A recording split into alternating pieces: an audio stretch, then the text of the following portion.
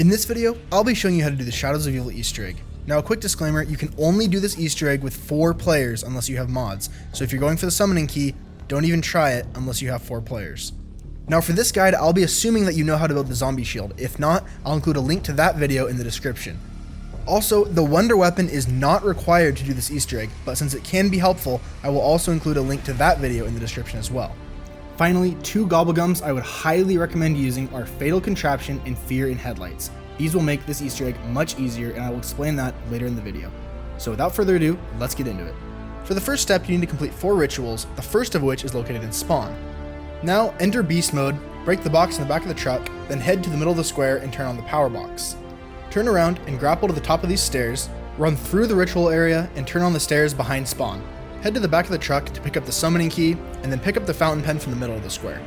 Head up to the ritual room and place the pen. Now you can start the ritual, and once it's finished, pick up the first Gateworm from where you placed the pen. You now have to repeat this process for the 3 remaining districts. They can be done in any order, but I'm just showing you the way that I usually do them.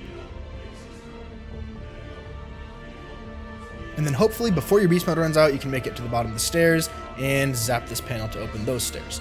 Now, no worries if you can't get there in time, just pick up where you left off next time you get a beast mode. Now hop down to where that box was that you broke and pick up the police badge. Make your way to the top into the ritual room, place the badge, and then interact with it to start the ritual. Just like last time, survive and pick up the Gateworm. Make your way to the waterfront district, grapple up right in front of the mystery box location and hit the box down. Proceed to jump over the gate, then make your way all the way down and hit the door open. Now go back to where you knocked the box down, pick up the championship belt, go back to the ritual room, place it down, and start the ritual. Again, just survive and then pick up the Gateworm once you're done. In the Footlight district, you're going to want to become the beast in front of the club, grapple up here, turn around, and you'll see the shock box right in front of you. Head back towards the center of the map, use this grapple spot, and jump across to hit down the box. This will drop the hairpiece, and you can now start the 4th and final ritual. Take the hairpiece back down to the club, place it down, and begin the ritual. Just like all the others, survive and pick up the Gateworm. To begin step 2, enter the rift. Head to the left, and assuming you have the summoning key and all 4 ritual pieces, this wall will open automatically, revealing the Pack-a-Punch room. You now need to place the 4 Gateworms, one on the left, one on the right, then wall run to the other side and place the other 2. Now careful not to fall off while you're wall running or you will die immediately. Jump across to the table at the front of the room and place the summoning key. You now have to survive a short lockdown just like the other rituals. You now have access to Pack-a-Punch, and I would recommend upgrading your weapons before you move on to the rest of the Easter egg. To build the sword, the first step is to find 3 Apothicon symbols while riding the train. I would recommend starting at Canal and taking the train to the waterfront district. Look out the left side of the train, and on this first building, one of the windows will be glowing red and you'll be able to see the first symbol inside. Once you arrive at the waterfront district, take the train to Footlight and look out the right side of the train. On this first building, the first window will be glowing red and have the second Apothicon symbol. Just before you arrive in the Footlight district, keep looking on the right and another window will glow red and have the third and final symbol. Once you know these symbols, head down to the basement by Pack-a-Punch and enter beast mode. On the wall, you will see all 9 possible symbols. While in beast mode, shock the 3 symbols that you saw while on the train. These can be done in any order. The wall will open up and you can now grab the Apothicon egg. You'll now need to charge the egg by killing zombies in front of the statues. There are 4 statues, 3 in each district and 1 down below in front of the wall you just broke. If you need more help finding these locations or you're newer to the map, I will have an in-depth guide linked in the description of how to create the Apothicon sword. So if you need more help, go ahead and check that video out. Now these can be done in any order, but I would recommend ending with the one in the basement because that is where you'll pick up the sword and begin the next step. In the Canal district, the statue is located in the back corner behind the club.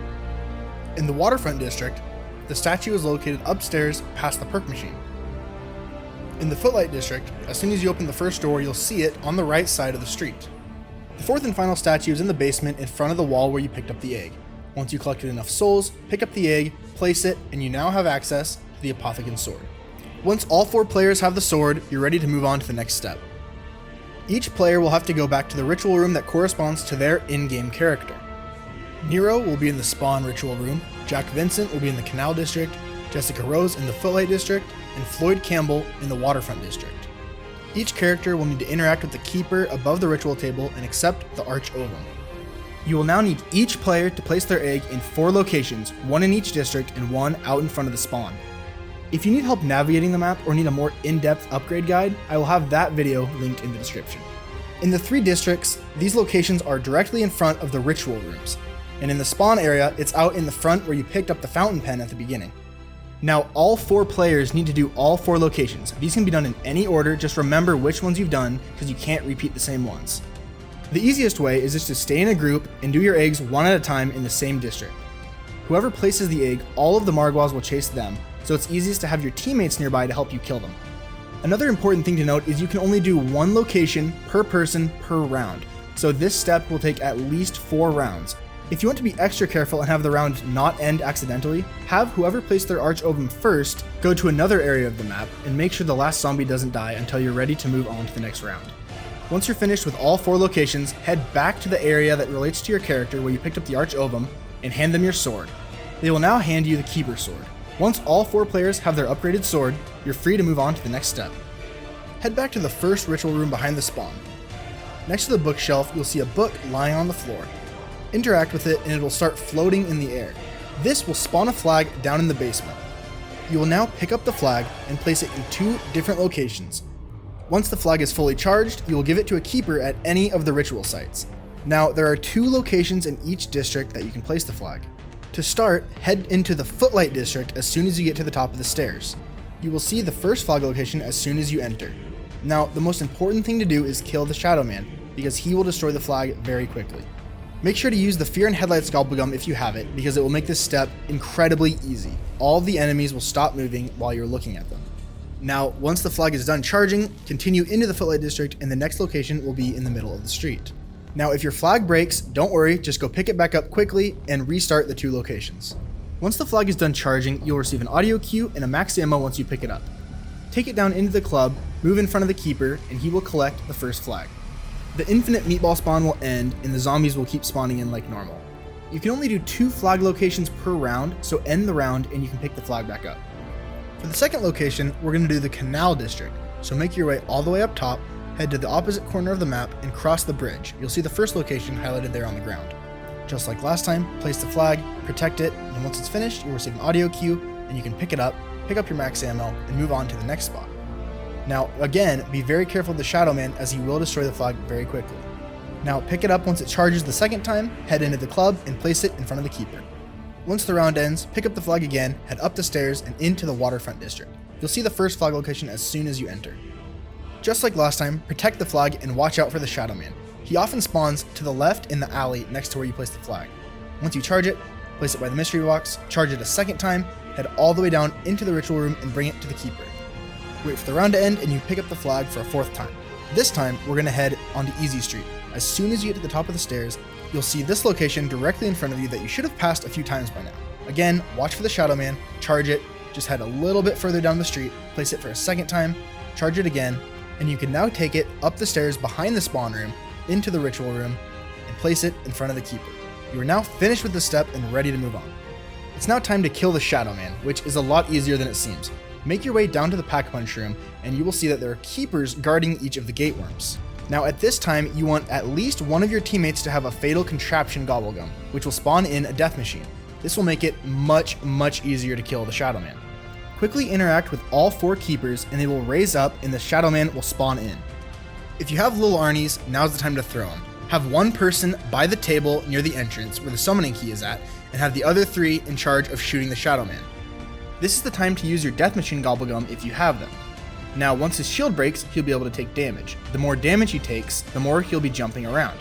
Eventually, he'll be forced back on top of the summoning key table. Whoever is near it needs to interact with it, and that is the end of the boss fight. The Shadowman has now been defeated, and a giant Gateworm will spawn in, sending you to the last step of the Easter egg. When your screen flashes, you're being poisoned, and you need to run through white wisps and avoid purple symbols on the ground to stop being poisoned. There will be an infinite spawn of Margwas, and all 4 players need to kill one next to a Beast Mode pillar to enter Infinite Beast Mode. Taking damage from Margwas or hitting purple symbols on the ground will cause you to lose your Beast Mode. If you do, just kill another Margwa next to a pillar, and you can re-enter Infinite Beast Mode. 3 players will need to shock boxes at the top of the train stations, while 1 player is in the middle of the square. The one I'm showing you here is in the Footlight District. The Canal and Waterfront District both have ones just like them at the top. Now, once you shock this box, the track will actually stay lit for about 20 seconds. So what you want to do is have 2 players shock the box. The 3rd player at a train station, as long as the train is not there, will shock the box, return to human, and then call the train to their location. At this point, all 3 tracks will be lit up and the train will be moving. The player in the middle must wait until after the train hits and kills the Gateworm. Then, they must shock all the keepers as quickly as possible. If done correctly, a giant beam will light up, meaning you've just finished the Shadows Easter egg.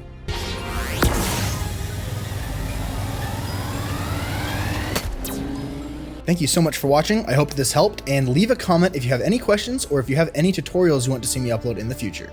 I'll see you in the next video.